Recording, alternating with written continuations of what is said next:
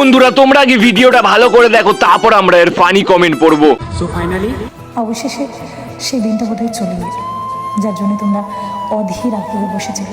তাহলে কি আমাদের বিয়েটা নিয়ম মেনে হয়েই গেল? আর তোমাদের অপেক্ষা করাবো না। तो चलिए शुरू करते हैं। 4 নাম্বারটাকে দেখার অপেক্ষায় রইলাম। তোমার কথার অনেক দাম, তার জন্য তো 3টে বউ।